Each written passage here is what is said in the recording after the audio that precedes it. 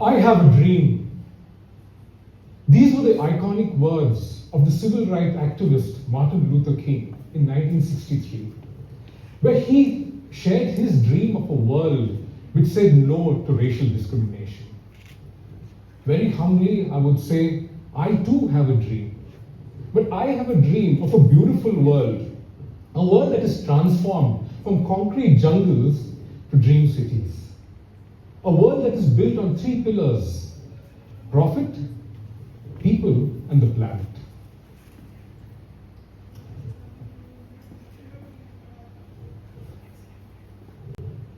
So the first question any of you all may be asking is, how does this affect me? Why does it matter? Now I recognize most of the people here may not be civil engineers, architects, interior designers, or construction managers. But I believe in the next 5, 10 or 15 years, each one of you all would buy your first real estate unit. And in the years to come, you all may acquire several investment properties and products. So I want each of you all to be better customers. And that is the essence of today's conversation. The second point is, real estate is local and regional. The one factor which differentiates a developing country from a developed country is the quality of its real estate and infrastructure. So if that is better, the quality of life of its citizens automatically go up. So let's look at some of the global trends in real estate. Just a few weeks ago and a few months ago, a few retired industry stalwarts, they were extolling the need for each of us to be working 70-hour work weeks and 100-hour work weeks. While largely their views were laughed at by the younger generation, and that's not the topic of discussion today.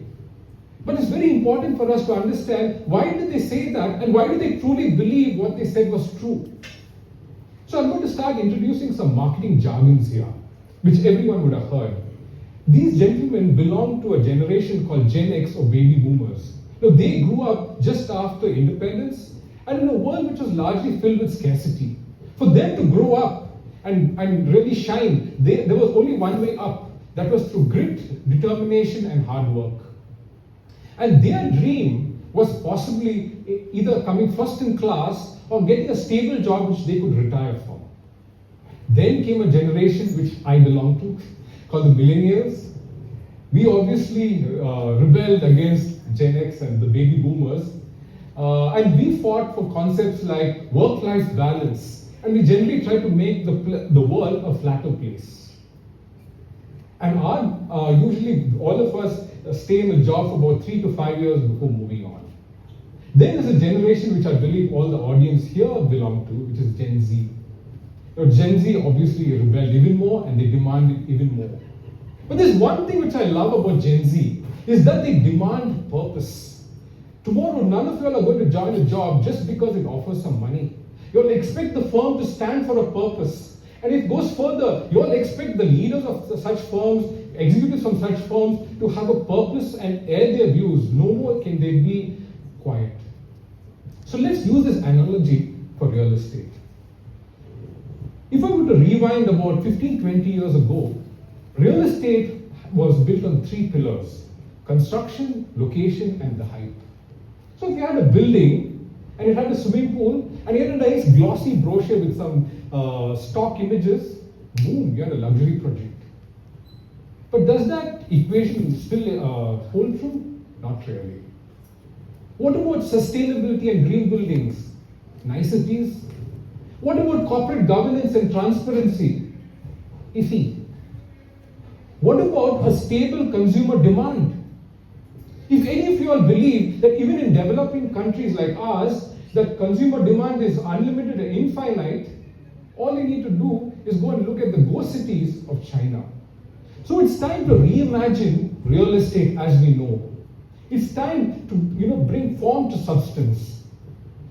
It's time for sustainability to meet wealth creation through impact investing. So again, I'm going to ask you the question, why does it matter?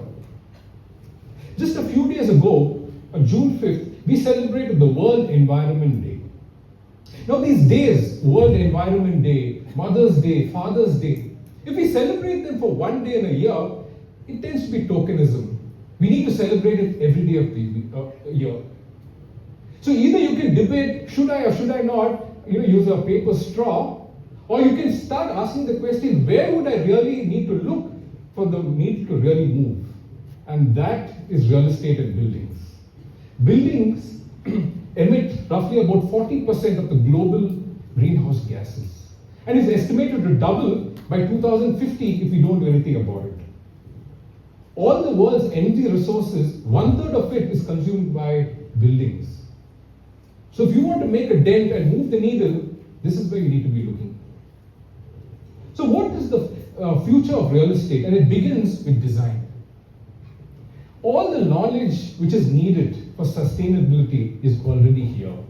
And the best and easiest way to go forward is in fact to look at some of the international green building certifications which bring in the world's best knowledge, case studies, so that we can implement it right in the way word go. And the most famous of all these building certifications is a thing called LEED, Leadership in Energy and Environmental Design. I told you I belong to the construction and real estate space, but that's a very large umbrella. Under that, there are various asset classes like apartments, villas, plots, commercial office buildings, malls, hospitality, hotels, co-working spaces, co-living spaces. Each one of those asset classes are trillion-dollar asset class. So how do we as a country perform in these? In all these asset classes, it can be broadly grouped into two buckets: commercial real estate and residential real estate. Globally, residential real estate comprises about 82% of the total real estate pie. The percentage may vary depending on certain countries, but in every country and geography, residential real estate is a much larger pie compared to commercial real estate. So in India, based on the latest reports by Colliers and JLL, 66% of the commercial office buildings in India are green certified. If you look at the new buildings under development, it's estimated about 84% of the buildings are green. So green buildings make a lot of business sense, and they command higher lease rentals and occupancy. But what about residential real estate? Well, that's a different story, a rather sad story. There, it's a completely different story, but the question you need to ask is, it's a rather odd question, didn't I ask this, that is what I asked you. For the same geography, for the same region, you have the same building codes, the same government, the same laws, the same materials, the same specifications, the same people, the same workers, and the same professions like me. But how come the results are diametrically opposite? On one side, commercial office spaces in India are comparatively the best in the world, but residential spaces? So what's that missing link? And that missing link is just one, and that is the end consumer or the buyer. When it comes to commercial office spaces, the end consumer or the buyers are MNCs like Google, Facebook, Accenture, real estate investment trusts, private equity. They have company mandates which demand that they only lease in green sustainable buildings. So when a customer asks for it, he gets it. But when residential real estate, the consumers and the buyers are you and me.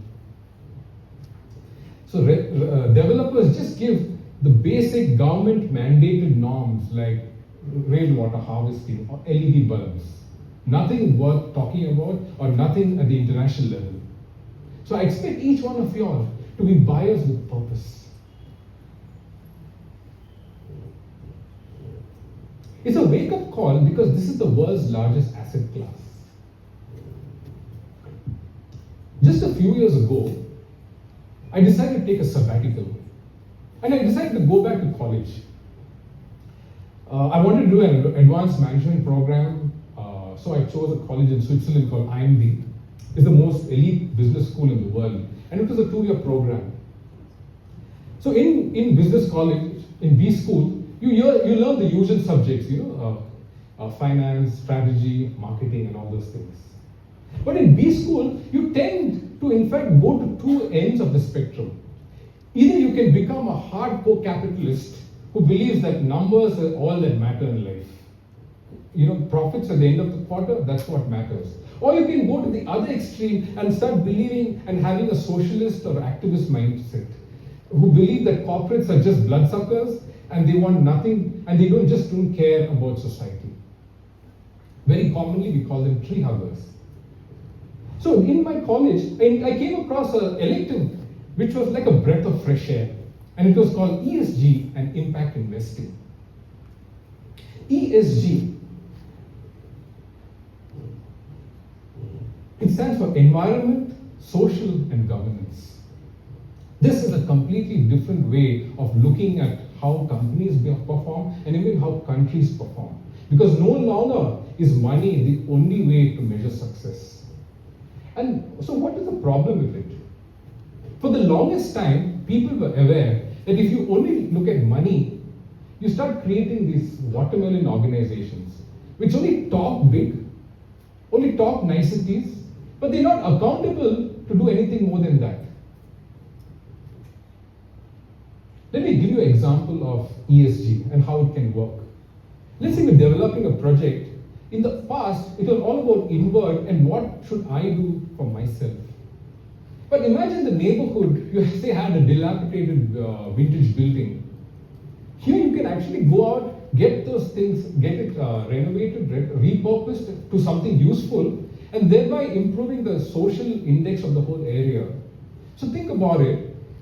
For a very small marginal amount, you're retaining the cultural ethos of the area, and over time, the property values also will increase. So it's a win-win situation. And that's the essence of ESG, that you're not just inward looking. So how do we proceed from here? Very often when we talk about the environment, ESG, sustainability, it's yawn worthy and you probably go to sleep when I talk about it. But it's time to change that. And you can do it with the power of retro marketing. All these jargons which we use, let's use it effectively in a way that people relate to it. For example, I talked about LEED. It's similar to using a Michelin star on restaurants. ESG, that's like building a Tinder profile for your buildings. Because no more are you going to be just looking at a building for how it looks, but you're going to look at how it feels. So imagine tomorrow you go online and see this home. A nice home which has solar panels, solar skin, bamboo facades, and rooftop gardens. Swipe right.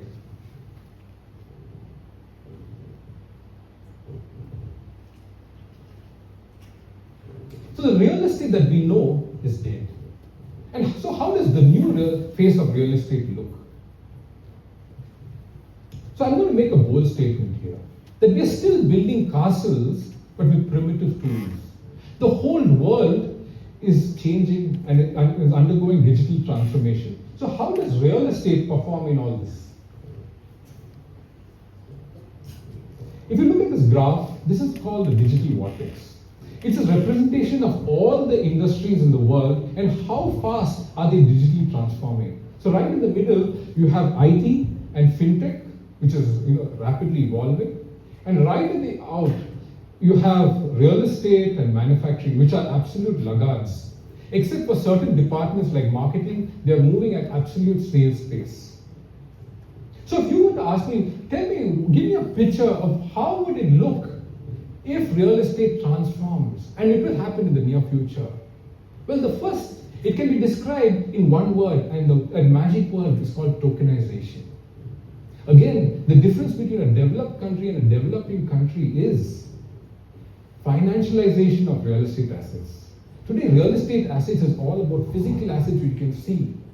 But that's not how it's actually meant to be done. If you want to invest, you can invest it like a financial product, like a share, you can trade it, sell it, do whatever you want with it. Because what are the two large problems of real estate, especially for the young?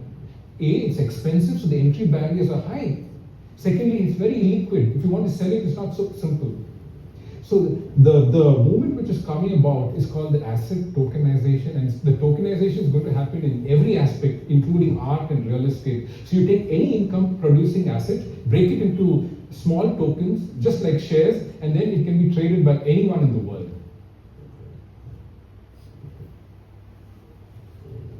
So let's bring all this together to the theme of today's TEDx talk. The reason I kept asking you, why does it matter to you, is that each one of you are actually the builders of the cities of tomorrow.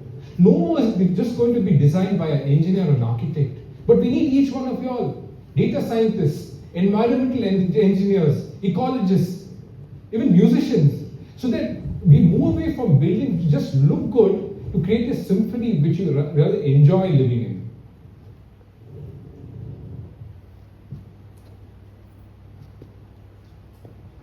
Gone are the days where luxury meant it looked good. Gone are the days of just talking about marble cladding and the size of apartments. Tomorrow, luxury is going to be defined about how sustainable this building is. In fact, we don't need more buildings. We just need less dumb ones which have a lower carbon impact.